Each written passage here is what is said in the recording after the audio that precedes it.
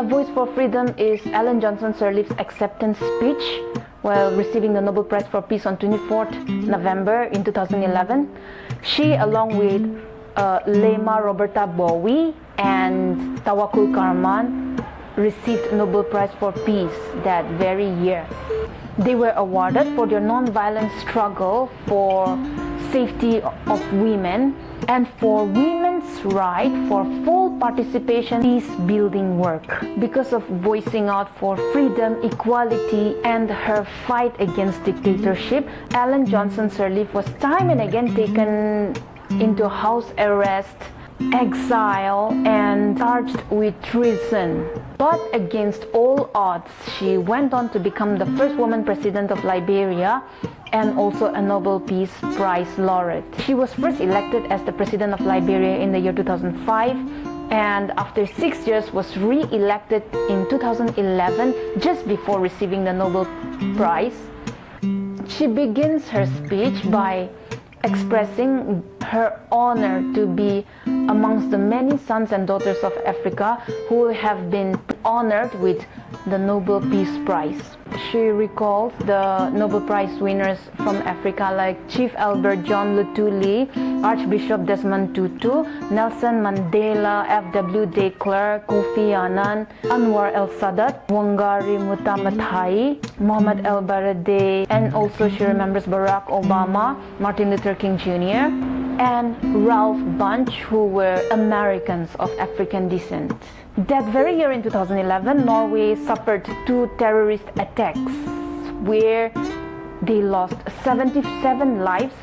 So Ellen Johnson Sirleaf expresses her deepest sympathy and the sympathy of the Liberian people to the Norwegian government and the Norwegian people, and applauds them for upholding their virtue.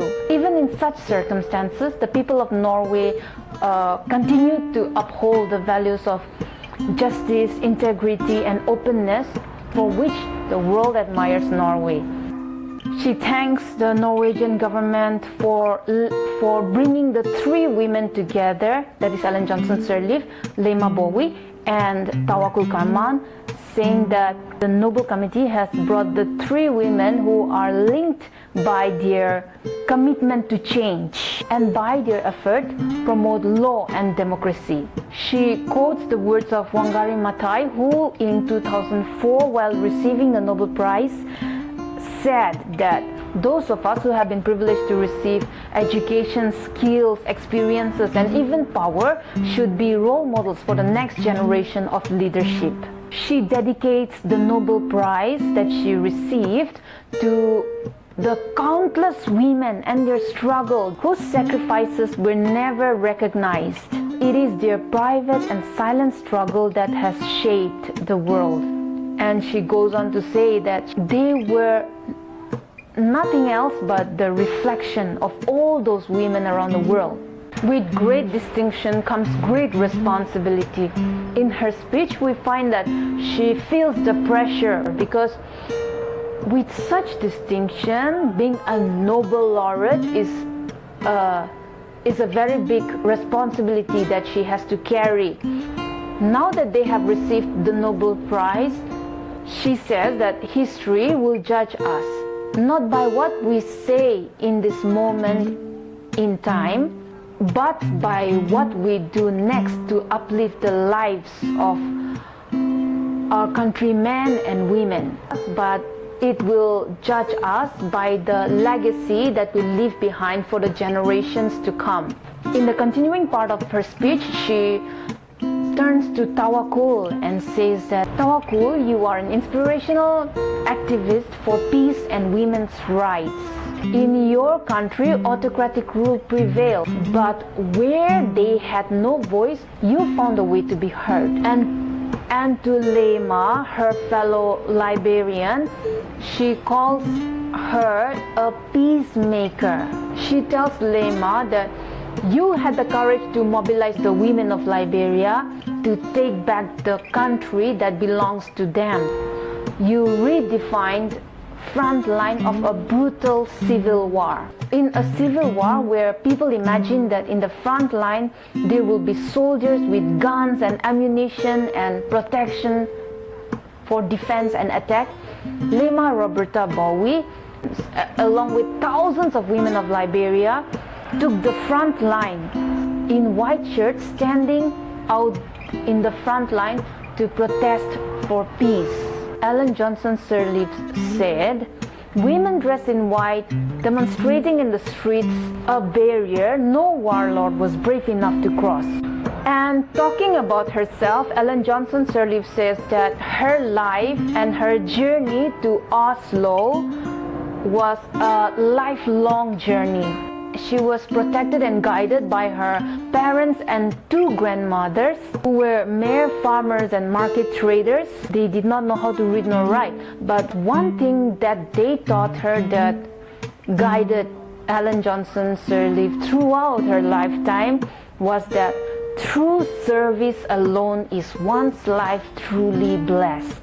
Apart from her parents and her grandparents, she goes on to thank her teachers and her mentors who opened the way to higher education for her. And by receiving education, she realized and she was convinced that it was access to quality education that was the social issue. All her life she had been going through house arrest and charged with treason and exile. Her life was safeguarded by people who protested for her, people who protected her, and also some of the kind acts of her captors. But the main transformation of her life was the day she was given the responsibility to take care of the whole nation of Liberia. About becoming the president of Liberia, she calls it as the awesome responsibility of rebuilding a nation that was nearly destroyed by war and plunder. And of course, the greatest responsibility was to keep the peace.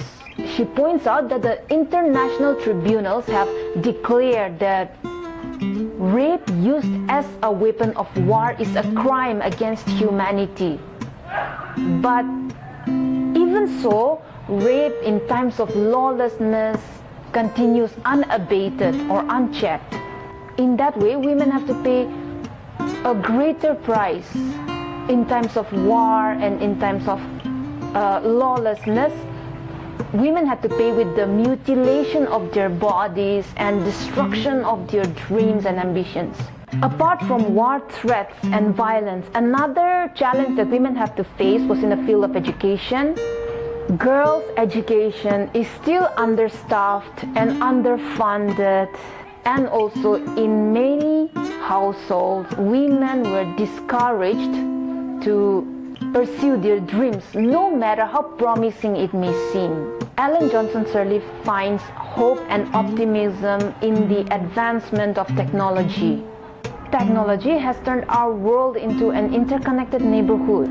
It has also helped in the widespread of peace, democracy, and social justice, and it has illuminated the darkest corners of the world.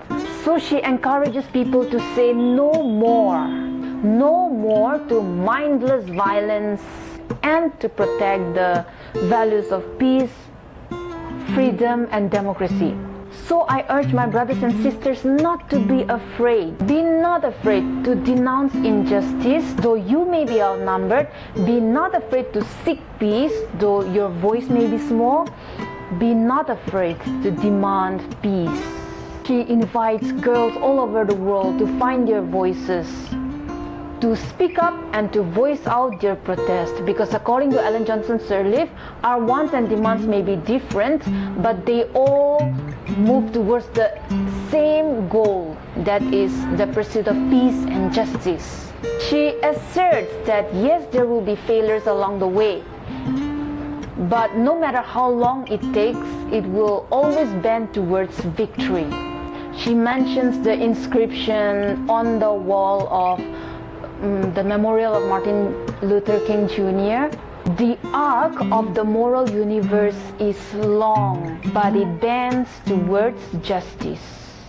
In the continuing section, she talks about her favor towards democracy and the role of the opposition party in strengthening the government.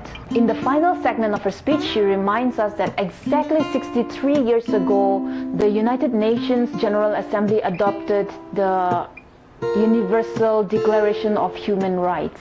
Sirleaf defines this Declaration of Human Rights as a legacy of a generation that had just emerged from a devastating world war. This Universal Declaration of Human Rights was a declaration that was universal. It speaks of rights that all humans have simply by the virtue of being a human. It is legal.